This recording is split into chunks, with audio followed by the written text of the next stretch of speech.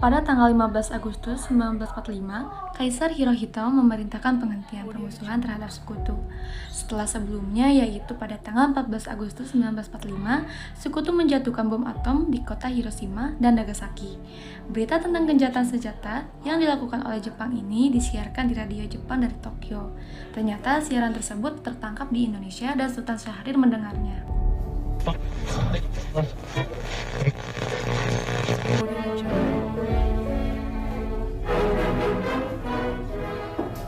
It is my earnest hope, and indeed the hope of all mankind, that from this solemn occasion a better world shall emerge out of the blood and carnage of war. Apakah kalian sudah mendengar berita kekalahan Jepang? Belum, Bung. Benarkah itu? Apa yang terjadi dengan Jepang? Dari yang kudengar, sekutu telah menjatuhkan bom di kota Hiroshima dan Nagasaki. Oleh sebab itu, Jepang melakukan gencatan senjata. Kalau begitu, berarti kita harus segera memproklamirkan kemerdekaan. Benar itu. Jepang sudah tidak ada wewenang lagi di negeri kita. Kita harus segera memanfaatkan momen ini. Audio Jungle.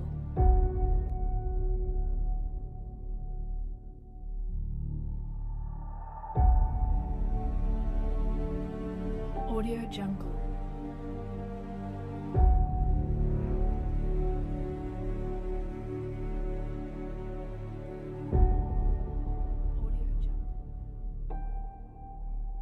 Audio Jungle.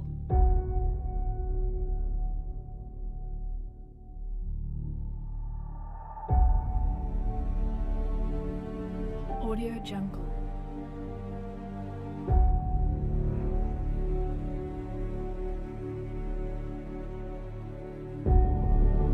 Audio Jungle. Audio Jungle.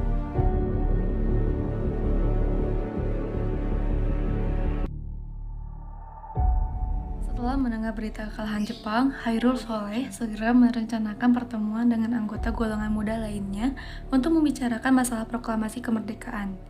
Pertemuan ini dilangsungkan di Jalan Pengangsa Timur nomor 17 Jakarta pukul 8 malam. Soekarno tidak menyetujui usulan dari para pemuda untuk segera memproklamirkan kemerdekaan, dan dengan berat hati para pemuda meninggalkan kediaman Soekarno. Tetapi mereka tidak putus asa dan menyusun strategi dengan mengasingkan kedua tokoh itu ke Rengas Dengklok agar terhindar dari desakan pemuda dan pengaruh Jepang di Jakarta.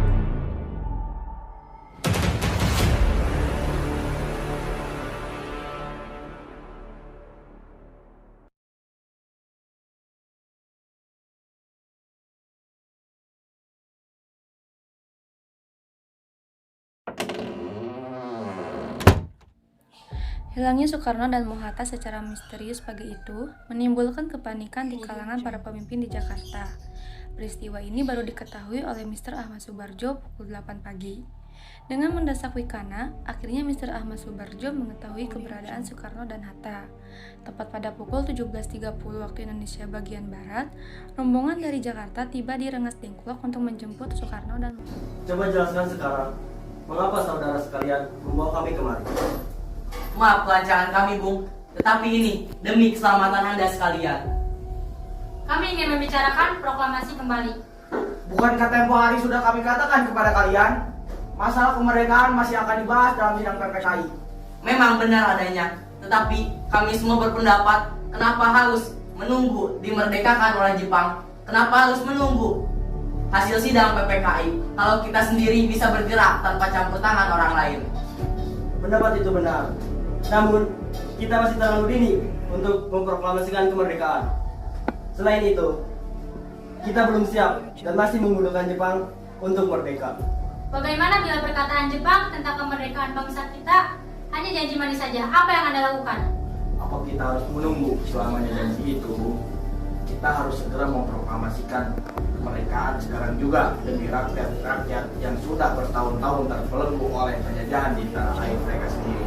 Mereka berhak bebas dan sekarang saatnya. Baiklah saudara-saudara, kita harus membicarakan permasalahan ini dengan kepala yang dingin.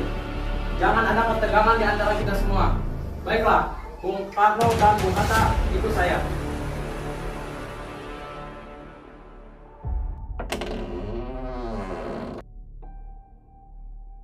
Audio Jungle.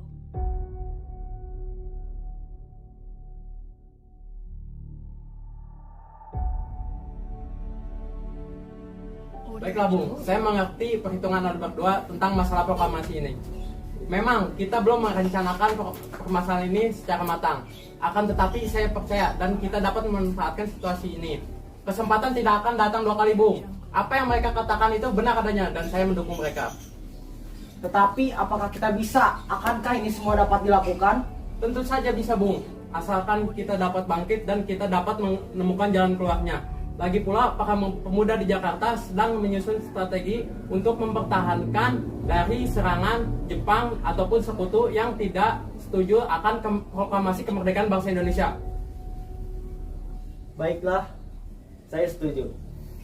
Kita akan memproklamasikan kemerdekaan tanpa ada campur tangan dari Jepang.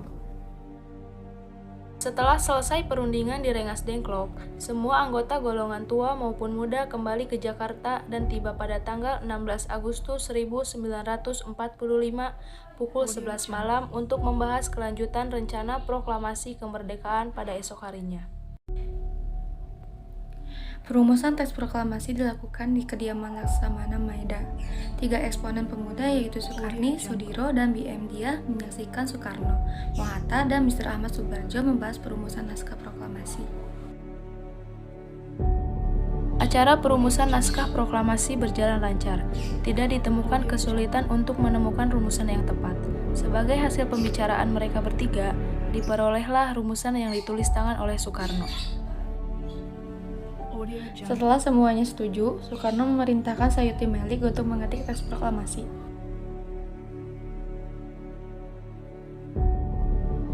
Audio Jungle.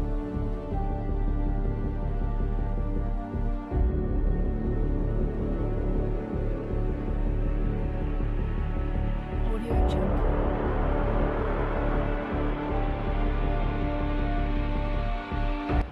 Ada apa Bung Karno datang kemari?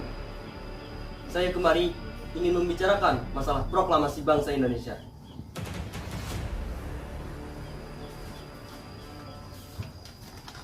Tolong kau ketik teks proklamasi ini.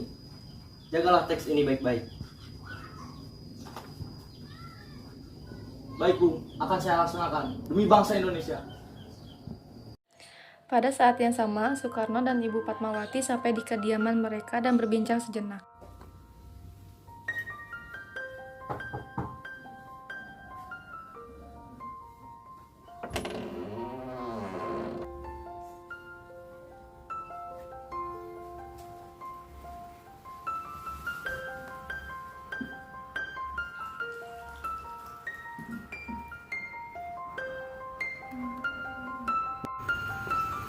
Oh iya, bukankah kita belum punya bendera? Lantas bagaimana? Ya ampun, Bapak sampai lupa. Kalau begitu, bagaimana jika ibu saja yang menjahitnya? Tapi ibu tidak punya kain. Kain yang ada hanya warna merah dan putih. Apa tidak masalah?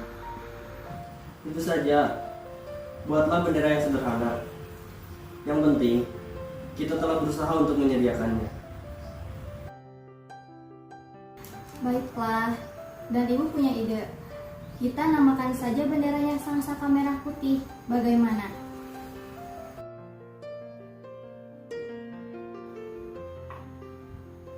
Ide yang bagus.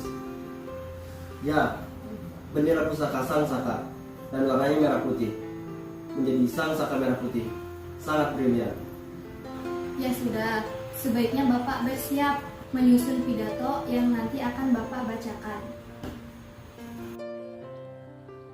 Pada tanggal 17 Agustus 1945 pukul 4 pagi, dibacakanlah rumusan naskah proklamasi untuk yang pertama kalinya di depan para hadirin yang berada di rumah Maeda yang langsung disetujui. Namun, kemudian timbullah persoalan tentang siapa saja yang akan menandatangani naskah proklamasi.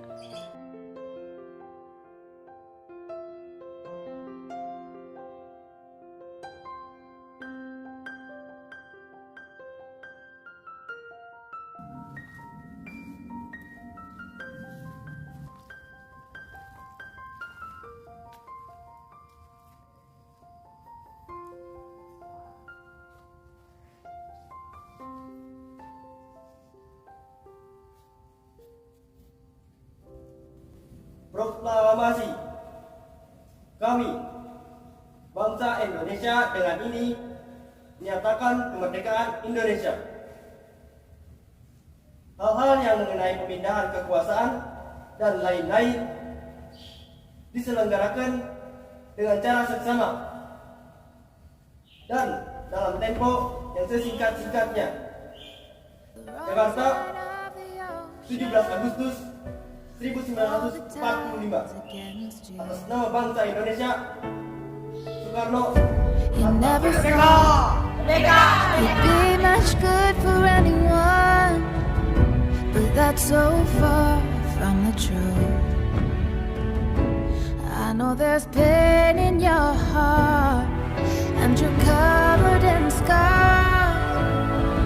Wish you could see